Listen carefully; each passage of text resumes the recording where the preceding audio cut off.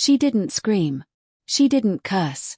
She just stood there, outside an airport in the rain, her boarding pass torn, her suitcase missing, and her dignity crushed by a gate agent who called her unruly for asking a question. No one knew who she was, until her brother arrived in a black SUV. And when he stepped out, the entire terminal fell silent. What they didn't know about her would cost them everything. Why did the staff really target Jamila Jordan? And what secret was she keeping the whole time? Jamila Jordan had always believed in quiet. In a world that rewarded spectacle and volume, she found peace in restraint. Her week-long solo retreat in Negril had been exactly what she needed. No social media, no meetings, no noise. Just ocean air, her sketchpad, and the freedom to be completely unrecognizable. On her way home through Montego Bay Airport, she wore an oversized hoodie, joggers, and no makeup, her signature invisible mode. Most days, this helped her move through the world without the weight of being Michael B. Jordan's younger sister. But today, it seemed to invite something uglier. The first sign was small. The airline attendant glanced at her passport, did a double-take, and frowned. "Are you sure this is you?" she asked, flipping the document like it had betrayed her. Jamila, used to this dance, smiled and nodded politely. The next signal came when she stood in the priority line she was fully entitled to use. The same attendant waved others ahead of her, pretending not to see her. Still, Jamila said nothing. She was used to this too. Things escalated fast after that. When she politely asked for an update on her delayed boarding time, a second staff member appeared, this one with a supervisor badge and a patronizing smirk. "You people always think the rules don't apply to you," he muttered, not quietly enough. Jamila froze. Her voice caught in her throat, not from fear, but from the familiar sting of being reduced to a stereotype. She opened her mouth to respond, but before she could, she was asked to step aside. She obliged. Then the same supervisor returned with security and said she was being disruptive and would not be allowed to board. Jamila blinked. "Disruptive?" she asked. "For asking a question." But the security officer didn't answer. He just gestured for her to follow. Within minutes, she was outside the terminal doors, her carry-on still inside, her boarding pass revoked, and a small crowd of travelers gawking as though she had done something wrong. One woman even recorded her on her phone, whispering, "They're always so aggressive." Jamila felt the heat rising in her chest, not just embarrassment, but fury. But she didn't scream. She didn't plead. She stood there in the rain, her hair dampening by the second, while the doors shut behind her like she'd been ejected from some exclusive club she never asked to join. She looked down at her phone. No messages. No missed calls. No one to call. Except him. But even as her fingers hovered over Michael's name in her contacts, she hesitated. Was it worth it again? Was she just being dramatic? Was this just another bad day in a long string of them? And then she remembered what he always told her, you don't have to let them win quietly. Her thumb hit send. A simple message, they kicked me out. Again. No details. Just the facts. Just enough. As Jamila stood outside the terminal, drenched and motionless, the memories came fast and sharp, not like a movie reel, but like shards of glass catching the light. She'd been here before, not just physically outside a building that didn't want her, but metaphorically, emotionally, spiritually, at the border between dignity and dismissal.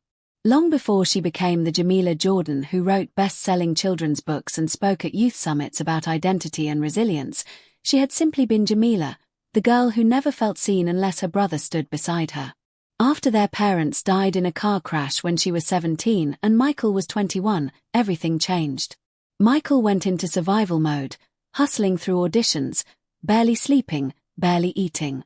And Jamila, younger and shattered, followed him from couch to couch, from guest room to guest room, always quiet, always grateful. While the world applauded Michael's rising fame, Jamila disappeared into the margins. She was the one who edited his first demo reels. The one who handled their parents' estate when no adult stepped forward. The one who never asked for anything. And when Michael broke through, when the world first chanted his name, he offered to take her with him. Be my publicist. Be my manager.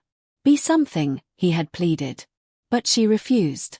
Not because she didn't love him, but because she needed to know who she was without his orbit. She needed her name to mean something that didn't come after an ellipsis. Michael B. Jordan's sister. So she vanished. Moved to Portland. Changed her look. Took her mother's maiden name on paper. And she wrote. Every day. Her first book, Nyla and the North Star, sold fewer than 200 copies. Her second, The Invisible Crown, went viral thanks to a teacher who posted a classroom video online. And just like that, Jamila found her way into children's hearts, not as a sister to someone famous, but as a quiet builder of hope. Her books didn't have her face on the cover. Her interviews were rare. She turned down TV deals. She wanted to be known, but not seen. Which is why this moment outside the airport burned so deeply. It wasn't about the flight. It wasn't even about the profiling. It was about being erased, again, by people who saw only what they expected. A young black woman traveling alone, no makeup, no designer luggage, no performance of wealth or status to protect her. And now, because she'd tried to fly under the radar, she was stuck outside like she didn't belong. She thought about the time, 2 years ago, when a department store accused her of trying to return stolen items. She thought about the bookstore manager who once asked for her ID when she came to sign her own books. And she thought of the police officer at a literary conference who asked her to prove she was an invited guest. Each moment had passed quietly, without headlines. She had brushed them off, journaled about them, filed them under unseen bruises. But today's incident was different, not just because it was public, but because it pierced something deeper, the illusion that success could ever shield her from this. A gust of wind blew her hood back and soaked her hair. Still, she didn't move. Her arms were crossed tight over her chest, her fingers clenching the strap of her now empty crossbody bag. Inside was her passport, a novel she was halfway through, and a small velvet pouch that carried a ring her mother used to wear. That ring, a simple band with an etched star, was her talisman, something to remind her that she came from people who had survived worse. But right now, even that felt thin. The cars moved behind her. Travelers hurried past with rolling luggage and souvenir bags. Not one person looked at her with kindness. Not one asked if she was okay. She was invisible again. She remembered when she was 16 and Michael snuck her into a Hollywood afterparty. She had stood in a corner while celebrities laughed, their bodies shimmering under disco lights. At one point, a producer had mistaken her for a server and asked for a refill. She'd smiled, nodded, and walked away. Later, when she told Michael, he was livid. He wanted to go back and confront the man. But she had grabbed his arm and whispered, "Let it go. I'm not supposed to be here anyway." And now, almost a decade later, she realized she'd been carrying that belief all along, that she wasn't supposed to be there anywhere. That her presence was always conditional. Her phone buzzed. A single word. From Michael. It said, "Where?" That's all. No outrage. No panic. Just that word, heavy with meaning. Jamila stared at the screen for a second longer, then typed back the name of the terminal. No explanation. He didn't need one. She knew what would come next. Not press. Not drama. Just him. Her brother. The only person who'd ever seen all of her, the artist, the survivor, the girl who walked away from fame but not from pain.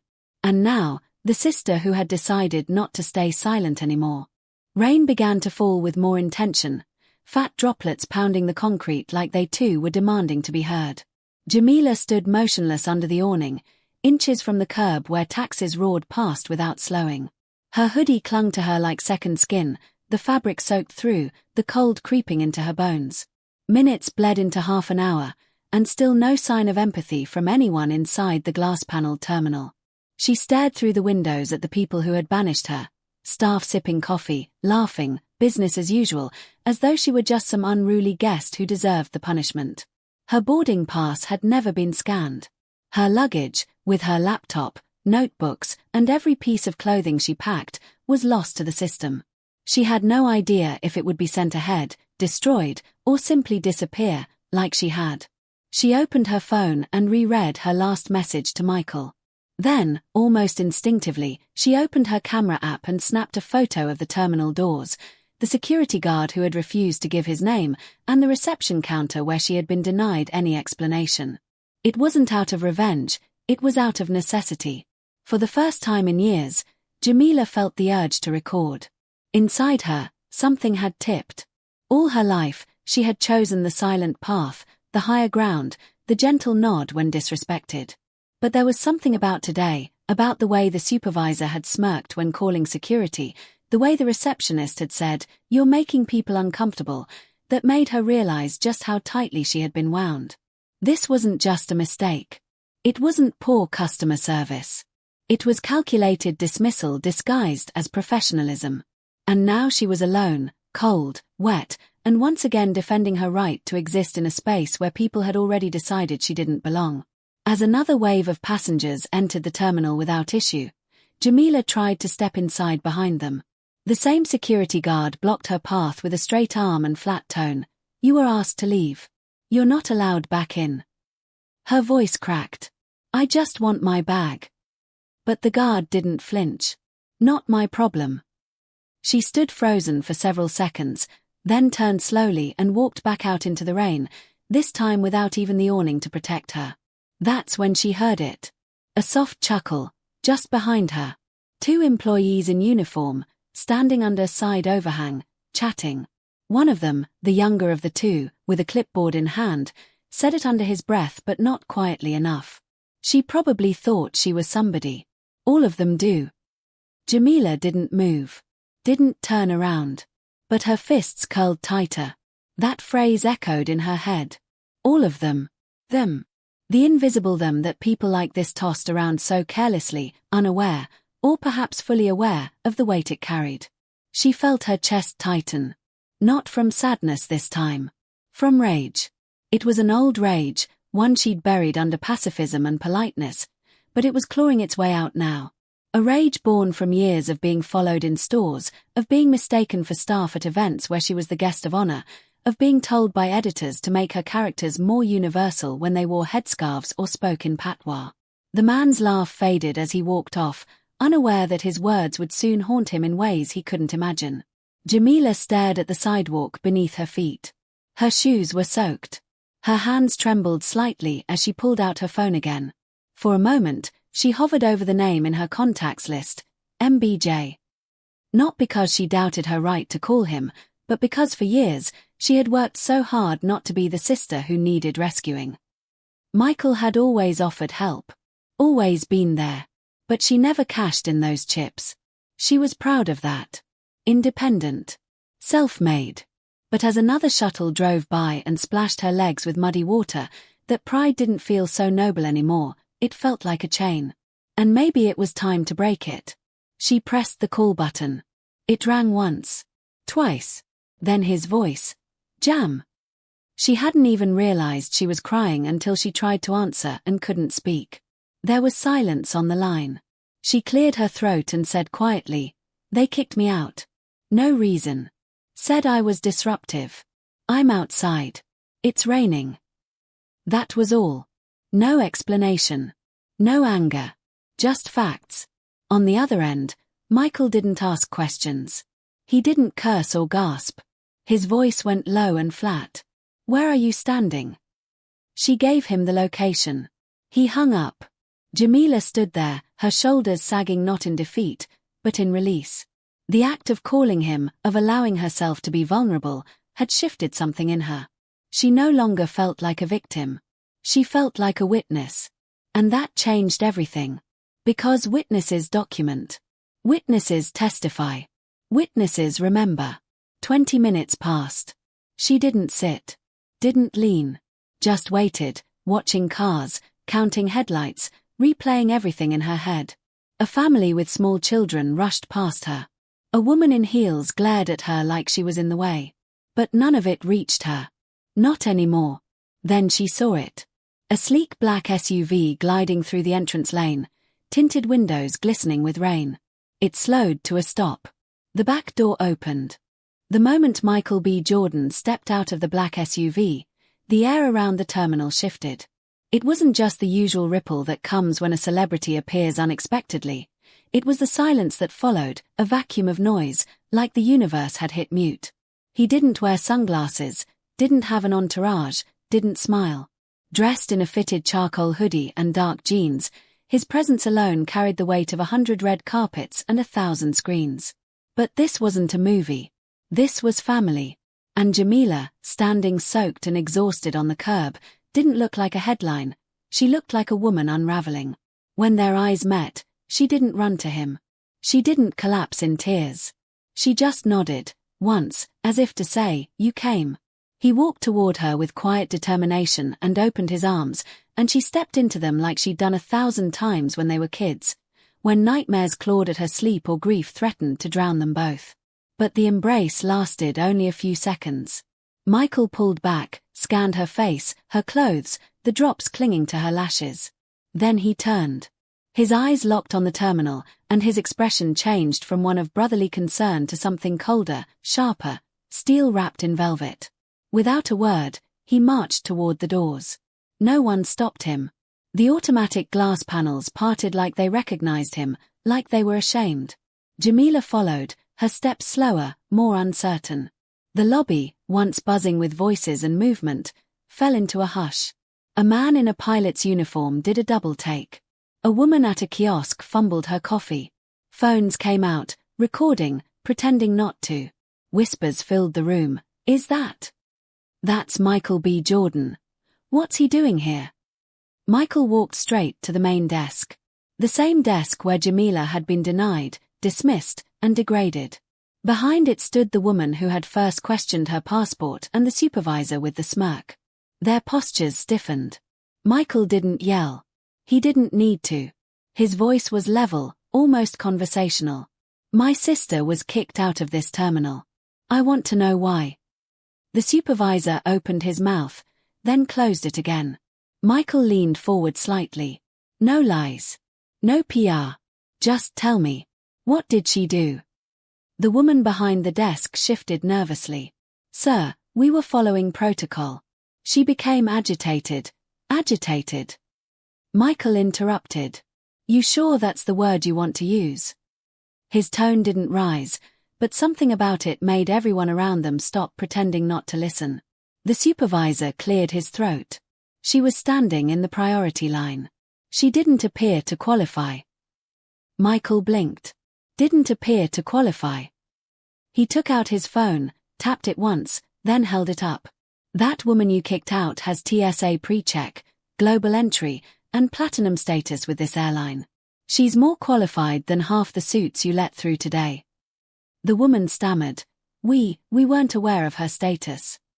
Michael lowered the phone slowly. "You didn't ask. You assumed. And you were wrong." He pointed toward the security guard in the corner. "He denied her reentry after you ejected her without verifying her ID, her boarding group, or even her destination. Then your employee," he gestured toward the younger agent now trying to disappear into the wall, "made a racist remark loud enough for her to hear. Does that sound like protocol to you?" A manager arrived, flanked by another employee with a walkie-talkie. They tried to interrupt. "Mr. Jordan, if we could escort you to our lounge to discuss this privately." "No," Michael cut in. "We'll talk right here." He turned slightly, glancing toward the cameras now aimed at them. "You didn't want privacy when you humiliated her in public." That sentence landed hard. Jamila watched as heads turned, lips parted, and the full weight of what had happened finally began to sink in with the bystanders. Michael turned to her. "You want your bag?" She nodded quietly. He faced the staff again. "Where is it?" A woman rushed off without speaking, tripping over her heels. Michael looked back at the supervisor. "Do you know who she is?" The man hesitated. "She's your sister." Michael gave a tight smile. "That's true. But do you know who she is?" He pulled up a web page. Jamila Jordan. Author of 5 best-selling books. Guest speaker at Columbia. TEDx youth mentor. And the woman you left standing in the rain like she was trash. The supervisor's face flushed red. The apology forming on his lips evaporated before it was spoken. There was nothing to say. Not anymore. The damage was done. The woman returned with Jamila's suitcase, eyes downcast. Michael took it and handed it to his sister gently. "Let's go," he said. But as they turned to leave, Jamila paused. She looked back at the counter, her voice soft but clear. "You thought I didn't belong because I didn't look the part. But maybe it's your idea of who belongs that needs to change." She didn't wait for a response. She didn't need one. As they stepped outside, the crowd that had formed parted for them. Phones still filmed, but no one spoke. Back inside the SUV, Jamila stared out the window as the terminal shrank behind them. Michael drove in silence for a few minutes before glancing at her. "You okay?" She didn't answer right away. Finally, she said, "I'm done letting this stuff go." He nodded, a quiet smile creeping across his face. "Good. About damn time." The SUV hummed quietly down the coastline highway, rain streaking the windows as the city blurred past in silver and shadow. Jamila sat in the passenger seat, her fingers curled tightly around the strap of her reclaimed bag, but her thoughts were elsewhere, somewhere deeper than rage, farther than humiliation. Michael glanced over now and then, but he didn't press. He knew that look. It was the same one she had when she wrote her first book in silence, when she built her future one defiant paragraph at a time without asking anyone's permission. But he didn't know what she hadn't told him, at least, not in full. Not yet. That what had happened at the airport wasn't an isolated event. That this wasn't about revenge. It was something else. Something deliberate. Calculated. Bigger. And it was already in motion. The files sat on her laptop, organized, time-stamped, curated over the course of 16 months. Photos. Audio clips. Email chains. Video footage captured discreetly on phones, smartwatches, and discreet handheld cams. She had catalogued it all: airport profiling, public service mistreatment, hotel discrimination, microaggressions during travel. All of it focused on women of color who were humiliated, denied, and dismissed while simply trying to move through the world. She had stories from teachers turned away at business lounges, doctors mistaken for janitors, executives stopped at customs and asked for proof they weren't trafficking themselves. She had planned to tell those stories, to create a quiet but devastating documentary called Unboarding. A documentary that let the viewer feel, secondhand, what it meant to be constantly questioned, constantly erased, constantly seen as less. It was Michael who had unknowingly funded it, last year's small loan to help her finish a passion project. He had asked no questions. Jamila had taken the funds, hired a discreet production team, and begun building what she hoped would be more than a film. It would be a reckoning. She didn't want fame from it. She didn't even want her name attached. She wanted truth. Raw. Unapologetic. Real. What she didn't expect was to become one of the final chapters in her own story. She hadn't planned to include herself at all. But now, after what happened today, after the look in that supervisor's eyes and the quiet cruelty of that desk agent, she knew her story belonged in the center. Not because it was the worst, but because it was the most symbolic. If someone like her, with privilege, with fame-adjacent protection, with the ability to call in a Hollywood brother to right a wrong, could be dragged out into the rain like a criminal, what chance did the average black woman have? As the SUV pulled into their resort driveway, Jamila reached into her bag and retrieved her tablet. She tapped through folders, pulling up a low-res photo of the same terminal entrance she had been forced to leave. Then she pulled up a short video clip, recorded 2 weeks earlier, of another woman, not herself, being detained by the same security guard, her cries muffled by the sound of overhead announcements. Jamila had been interviewing women anonymously for months. One of them had described MBJ Airport as the Bermuda Triangle for dignity. She hadn't believed it, until now. She turned the screen toward Michael. "This isn't just me," she said softly. He frowned, watched the clip in silence. "How many of these do you have?" he asked. Her voice was steady. "Enough to make people look twice. Enough to make them explain themselves on camera." Michael sat back, eyes narrowing with new awareness. "You were making a documentary." She nodded. "Still. He exhaled slowly, the pieces fitting together like iron against a magnet. "And you didn't want me involved." "Not like this," she said.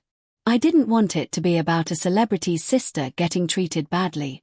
I wanted it to be about all the ones who don't have someone waiting in a black SUV.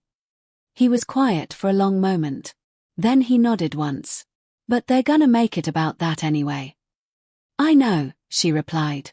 Which is why I'm going to flip it. She pulled up another document, an outline, labeled, Final Scene, if it happens to me. A contingency plan. A just in case. She had already written the monologue, storyboarded the angles, imagined the mood. She had never planned to use it. But now it was too perfect not to. The next morning, footage from the terminal appeared on social media. Not from Jamila. Not from Michael. From strangers. Bystanders who had caught bits of their confrontation and posted them without context. Within hours, hashtags exploded. #Jamila Jordan. #MBJ Airport. #She belongs. People connected the dots fast. Someone tweeted a photo of one of her books with the caption, "This woman wrote the story that saved my daughter's life, and you left her in the rain." Her website traffic crashed under the pressure. News outlets reached out. Opinion pieces flooded in. The airport issued a statement calling the event regrettable. Jamila didn't respond publicly. She didn't do interviews. She let the silence stretch. And then, 1 week later, she dropped the teaser. A single video titled Unboarding. Black screen. White letters. Her voice, "This story isn't about one airport. It's about every door that was supposed to open, and didn't." Then clips. Then faces. Then her, at the end, in slow motion, walking back through the doors of MBJ, dry, proud, and holding a pen in one hand, not a weapon but something far more dangerous. The video trended worldwide in under 6 hours. It wasn't just about what they did to her. It was about what they didn't know she had become. The fallout wasn't loud at first. It moved like fog, silent, creeping, undeniable. Within 2 days of the unboarding teaser dropping, 3 different airport employees had been placed on administrative leave, and a fourth, a junior staffer who had laughed as Jamila was removed, quietly scrubbed his social media accounts before deleting them entirely. But Jamila never named anyone. Not once. Her documentary didn't rely on the public's thirst for blood or the viral call-out culture of the internet. It relied on truth, on a devastating stillness, on letting the camera linger long enough for the viewer to feel their own discomfort. She didn't record rants. She recorded silence. The moments when someone's face twisted after hearing, "We don't see your name in the system," despite having a printed confirmation.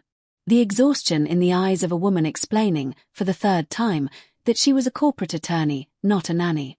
The tight smile of a nurse who got randomly selected for extra screenings 6 times in a row. Jamila's footage didn't accuse. It revealed. And that made it impossible to ignore. Within a week, the MBJ airport issued a second statement, this time more carefully worded, but still hollow. It said they were reviewing training protocols and committed to fostering inclusion. But no one believed it. The truth had already seeped out. One of the final scenes in Unboarding showed a split screen, Jamila being removed from the terminal on one side, and on the other, a white passenger shouting at a gate agent and never being escorted out. No commentary. No narration. Just the image. That was all it took. Millions watched. Millions shared. Teachers requested the documentary for classroom discussions. Airlines scrambled to post their own DEI initiatives. Suddenly, Jamila wasn't invisible. She was the axis of a conversation that reached from corporate boardrooms to neighborhood living rooms. But she didn't celebrate. Not publicly.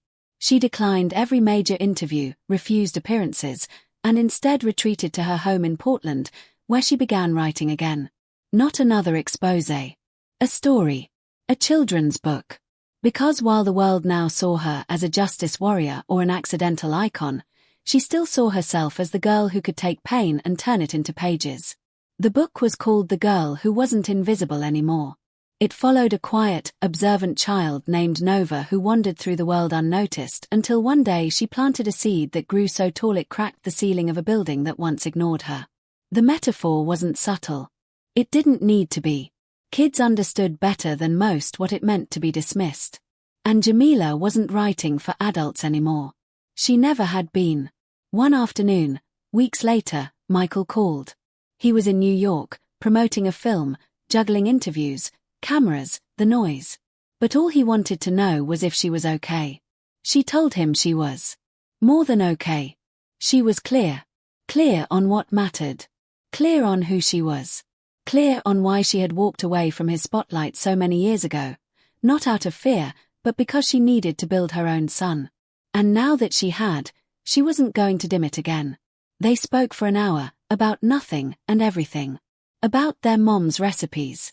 About their dad's old records. About what it meant to be seen, and what it cost.